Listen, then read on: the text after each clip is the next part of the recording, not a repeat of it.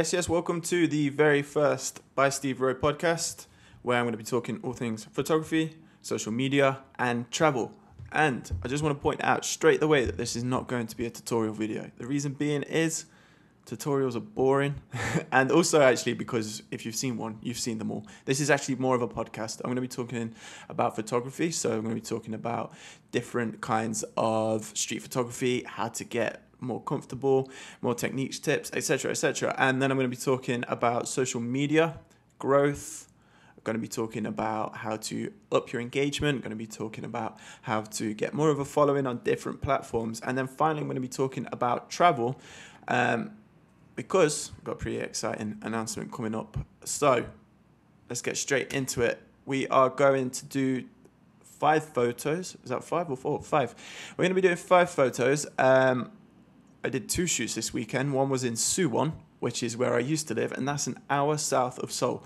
Suwon is a great place actually for street photography. I was never actually into photography when I lived there last year because I've only been doing photography now for a year. But that's a great place to actually go around with your camera. The reason being is because certain areas such as Suwon Station or Ingedong, which is Suwon City Hall stop if you live in Korea and you want to go down to there, Suwon City Hall. Those areas are absolutely packed with neons and you can get some really cool shots for sure. This particular shot, as you can see right at the top here, get that mouse looking big for you. So we have got this kind of effect going on at the top, and a lot of people ask me if this is done in post and if it's done in Photoshop, and no, because I'm terrible at Photoshop. Actually what it is a light prism. So I got sent some prisms by Get Fractals, who sent me these prisms, and I was going to try out some of these shots with neon lighting, and I just did not expect how well they would come out. Because have you ever seen Altered Carbon? Really good TV series on Netflix. If you're into my style of photography, Altered Carbon is just the TV show that is like, it just looks like my kind of style of photography for sure. It's all cyberpunk, neons, and what happens is the main character, he takes like a hallucinogenic drug straight into the eye, and all around him these holograms start to appear, neon holograms, and this whole effect is like the exact same. It's so crazy. I just didn't expect it. And these prisms, they're just so awesome. They really did just take my photography to like the next level. And now I'm actually like trying not to rely on them too much because it's so easy to just use these prisms. What they're great for is if I've got like a scene that isn't maybe too interesting, maybe it looks like quite good at eye level, but maybe above there's not much going on, so it's kind of flat. These light prisms just transform the whole scene and make, just add that whole new dynamic. So like I said, just try not to rely on them too much. It's very easy to. And right now what I'm doing is, I'm just going to give you this little tip just here. Highlights and whites. Take them out as soon as you start editing. The reason being is you've got to shoot quite dark, obviously, at nighttime. Well, not obviously, I'll tell you why. Because if you shoot dark at night, then you don't lose any of your information in these neons because they become overexposed and then they become washed out, and then Lightroom really can't savor what was going on in there in the first place. So you've got to shoot quite dark. Your lights, your neons will still look really blown out before you start editing anyway. So what you want to do is just take out those highlights, take out those whites straight away. Lightroom is such a powerful program. It can just, if you're not using Lightroom, you just need to. Everyone thinks it's really expensive. I've had a few questions about that, like cheaper alternatives. Lightroom is, what is it, like £10 a month? I don't know what that is in dollars, but like maybe $14, $15 a month. You get Lightroom and you get Photoshop. And for me, that's perfect. And I'll eventually get better at using Photoshop at some point. I've got some pretty good ideas actually coming up. I'm very excited to give them a try. It's gonna be like a whole next level. I'm not gonna give too much away in case someone beats me to it, because I think I might be the first person to try this out. Little teasers. This is what this podcast is gonna be. It's gonna be full of teasers right now because it's the first one. I don't know how much information to give out. I don't want to show all my cards on the first one, So anyway, I'm pretty happy with that shot. I quite like it as it is. I don't want it to be too bright. You can go like all crazy. You can go like full on Blade Runner with the tint effect, and you push it up towards the pink tones, and it brings out all the blues. I'm not sure why. I've not got all the answers, but let's put that back down to 0. Oh, it's plus 22. Yeah. So there we go. Quite happy with that. I wanted to do like kind of like a dark effect, quite dark and grungy in the foreground, and just let the neons do the work at the top there. Just add a tiny bit more brightness. Yeah, that'll do. Okay, let's move on to Soul. This is a picture that I've already edited. Let's do this one. Okay, so I went to Seoul on Sunday night, and as you can see, I was treated to a perfect rainstorm. I was promised by the weatherman to have rain on Saturday night and Sunday night. Sadly, didn't get it. It was Sunday night and Monday night. I was too tired to go out Monday night. So we've got the Suwon shot could have been a little bit better, and I think I might go back again when it's raining. But again, look, I just took out the lights and the highlights and the whites, and I've managed to save some information.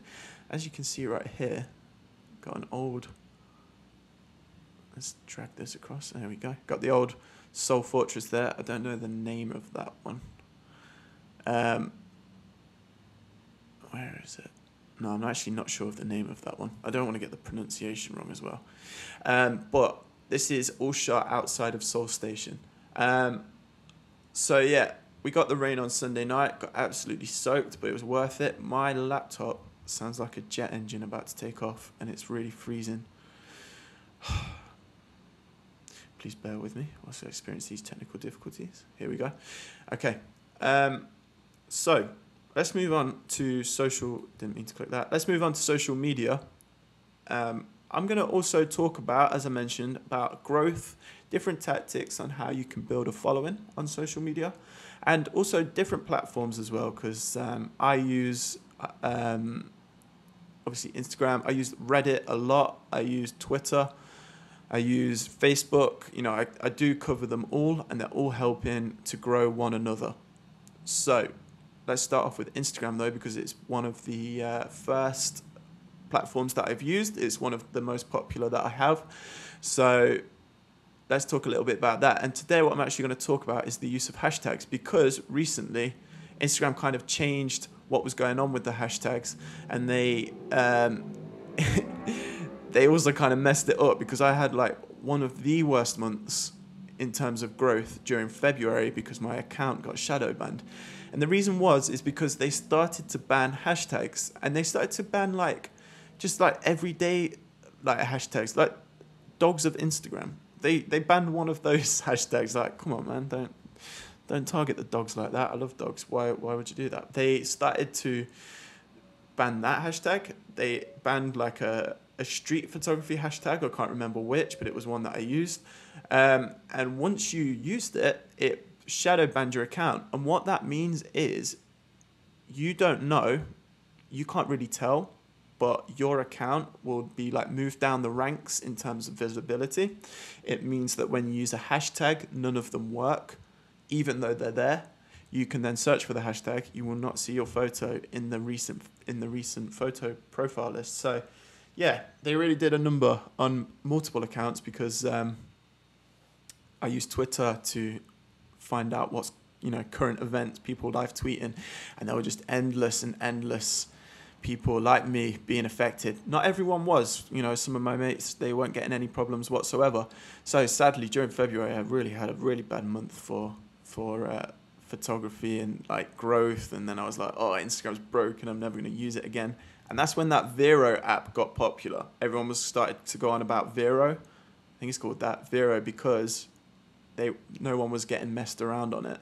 And then, of course, Instagram fixed itself, and now no one ever talks about Vero again. It's just the way it is. So be careful with your hashtags. But actually, the whole thing with hashtags is that I've changed how I use them, because I used to use all of the really broad ones to get more likes and more engagement in my photos. And when you do that, you can probably get about 5 or 7 followers the moment you post a photo. But those followers are not real followers. They're just people using the tactic of following, you follow back, and then maybe like an hour later they unfollow you. That's all they do. So as soon as you post a photo and you do get those followers, you've got to be careful about your engagement and thinking this is how to build an account. I've started to use more niche hashtags, and that means that people that are searching for those hashtags, you can actually consider that they're a fan of that style. So, for example, cyberpunk, still quite niche. Not many people are doing it. Outrun is like neons, but also with like old 80s cars, that kind of vibe. It's a really cool, it's quite a new style that's emerging as well. Like, I would say I've only started to notice it maybe towards the end of last year. And if you've seen the movie Drive, that's pretty much that whole kind of vibe. What else? Vaporwave, because that's like, excuse me, that's similar sort of aesthetic, right? But Vaporwave's pretty popular. You can still use those, but maybe like go for something like Vaporwave aesthetic, that kind of thing. But whatever style of photography you do, go more niche, because when you go more niche, you're going to get maybe more true engagement. And if you're a smaller account, then perhaps also use some of the big ones to get some of those likes. The reason that likes are important is due to the Instagram algorithm. So if you're using, if you do get a photo and using those more broader hashtags, you will need that initial bump of likes to get higher up in the algorithm, because remember, Instagram isn't like Twitter. It's not on a timeline. It's completely done by popularity and accounts that you engage with the most. So you will want to get that initial bump of likes, and then that gives you that kind of boost into the algorithm, and then you'll stay up there for a while whilst your friends come on and off, your followers come on and off Instagram. You should be up there in the profile. So that's how you use them. The other hashtags that are really good to use are accounts that will reshare your photos. So I'm talking things like BBC Travel or Fatal Frames or Art of Visuals, that kind of thing. If you can get a repost from them, you might find yourself getting like a few followers from that post, but don't get too excited. I got so excited when I got a repost from BBC Travel. I was just doing photography for like maybe a month, and I got a repost from BBC Travel, and I was like, yes, this is it. This is the big time. I am about to get 1 million subscribers, because, you know, BBC Travel, they had like 100,000. What did they have at the time? Maybe 170,000, 200. I can't remember, but I was so excited. And I got about 20 followers from that exchange, and I was pretty good. I thought all of my dreams had come true just overnight. So don't get too excited if you get a repost from a big account. You know, some accounts are a little bit better with engagement. And again, those accounts that are going to be better to get those reposts from are the more niche ones, because they're more true fans. Everyone likes BBC Travel. Everyone likes pretty photos from traveling around. But so, you don't stand out too much. But if you've got that niche, maybe people are going to be like, yeah, this is the sort of style I've been looking for. I mean, I want to see more of what this person can offer.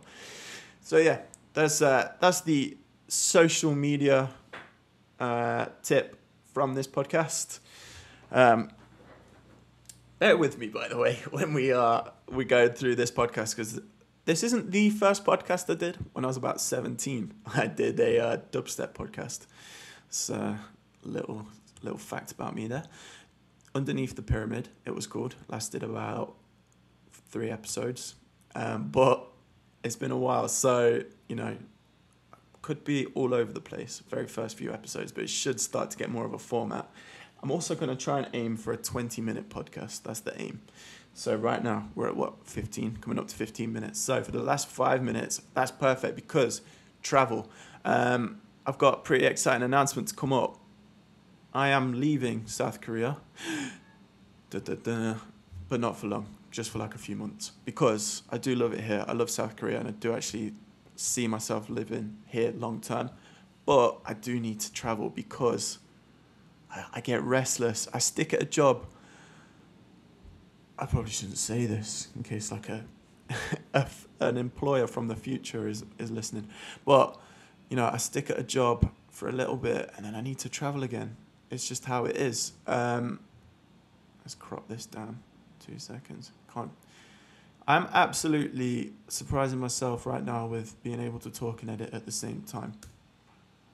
But maybe what I'm saying is gibberish. We'll find out when I listen back.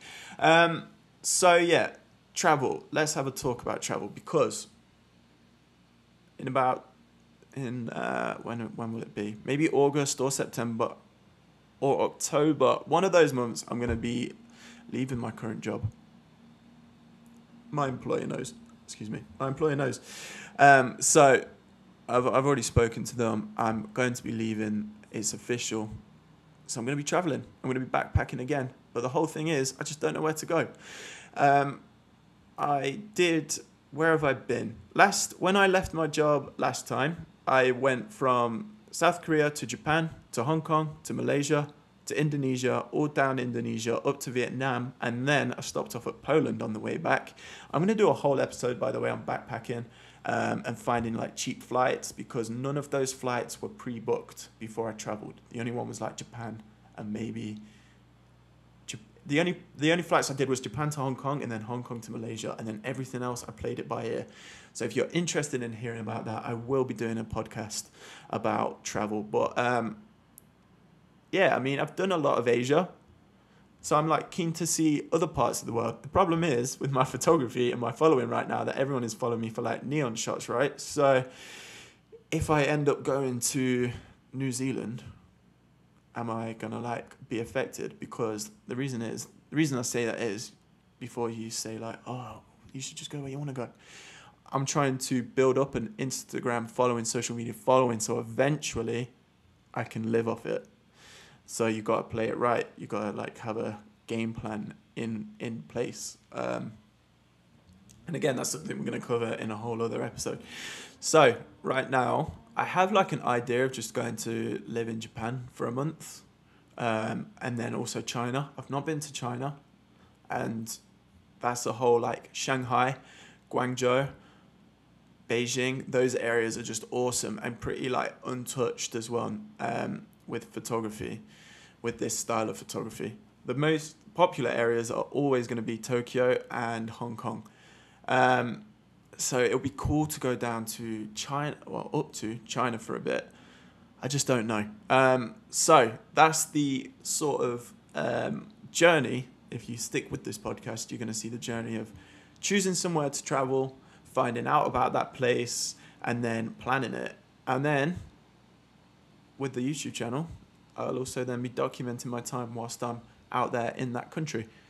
We are going to go probably a little bit over time here. Let's just go straight then to some questions. This is a whole introductory podcast.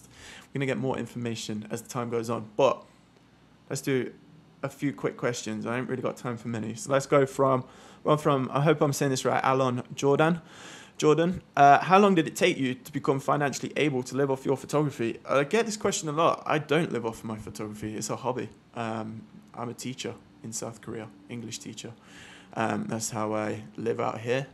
You know, with selling prints, that kind of thing, I don't really make enough yet to just live off photography, which is why I'm trying to build that online platform as much as I can to be able to say one day, because I've got 2 friends, one I went to school with, one I went to university with, Andy Burgess. My friend Andy Burgess, he lives off of Snapchat. That's his job, Snapchat. How crazy is that? And then I've got a friend, Jack Anstey, one of my most favorite landscape photographers. Jack Anstey I went to school with. He is going to be living soon. I hope the best for him. He's going to be living off Instagram soon. That's photography in general, but you know, Instagram, one of the main platforms for him. So it's absolutely awesome to see that the ways you can live nowadays, because it's so new, there isn't really much information out there, and for people to be able to do it is absolutely awesome. So hopefully one day I'll be able to live off photography financially. We'll soon see. Let's move on. What camera and what setting? Sony a7R II, an absolute beast for low light. As you can see here, ISO 6400.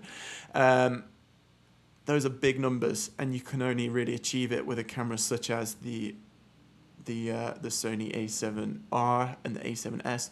Just want to point out now, the Sony a7S II range, that's going to be better for video. a7R, that's going to be better for photography. So let's just bear that in mind. What made you move abroad from Ostema? Okay, we're going to go over. Let's make this a 25-minute podcast. What made you move abroad? I didn't actually step foot on an airplane until I was 18. So I didn't really get the chance to travel much as a kid. That's just the way it goes. But there was always that curiosity for me to see different parts of the world. And then I went through uni, and I just didn't really ever have the money to go traveling until a friend of mine was living in, leaving the job that I was working at the time to go live as a teacher in South Korea. And I was like, what on earth? I'd never heard of that before. And then he told me about, the benefits of working as a teacher in South Korea because, money-wise, it's really good. And, the best thing as well, about teaching is that you never pay rent in South Korea. That's one of the biggest draws. Many, many, many Hagwons provide housing as well as your wage. So it's such a good way to save money. There's a lot of people out here saving up for paying off university tuition. A lot of people come here to save up to go traveling, which is what I initially did. I never expected to actually come back and, live here. That was quite an unexpected thing. And I think that happens to a lot of people. For me, there's not a lot going on in England right now for me, so it's a lot better to be out in South Korea. So that's what made me move abroad. It was kind of like a big leap to just say, all right, I'll just go see what it's like for a year. I mean, it was quite nerve-wracking. It was scary. I didn't expect it. Know what to expect. I didn't speak a lick of Korean, but you get used to it. There are a lot of other people in a similar situation to you, doing the exact same thing. So you kind of you build that community, which leads me on to, where was it? Do you get lonely abroad? Another one from Alon Jordan. I didn't in my first job because I wasn't the only Korean teacher in my small town, and my small town was actually quite a hot spot for foreigners to come to. Right now, I'm in a very, I am the only foreign person in my town that I know of. Obviously, my boss is English, but he's got family and whatnot. But people my age, there is no one. So yeah, this town has been quite lonely. I spend a lot of my time just leaving, going up to different, up to Seoul or to different areas of Incheon. So yeah, that's one of the big reasons actually why I'm moving jobs. I need to move to a better town. Really, it's a great job, but it is tough being the only foreigner, because you can have conversations with Korean people, but it's I tell you what it's like. It's like when I actually lived in my old town and I'd spend a lot of time with Americans, and then you get to realize how different English people and American people are. We have a whole different sense of humor, a whole different way of talking. And then I'd be craving time with British people. It's so strange. And then you spend time with British people, and then, I don't know. Living abroad is very challenging. I'm not going to paint it into it's all fun and games. But yeah, that is one of the problems living abroad. But you can fix it, and you can take control of that, and that's something that I'm doing. So there we go. Hopefully, didn't get through all the questions, but we will on the next podcast. We're coming up to 25 minutes. That's perfect timing. Hopefully, that was everything you expected from the first podcast. Obviously, we've got a few things to iron out. Hope you like the photos as well. I think in the future I will start to say what each podcast is. Maybe I'll have a theme, one theme for each podcast. Let's see. But that was just an introductory podcast. Hope you enjoyed it. And yeah, I need a sign-off card. I can sign off calling. Have a nice day. There we go. All right. Bye-bye.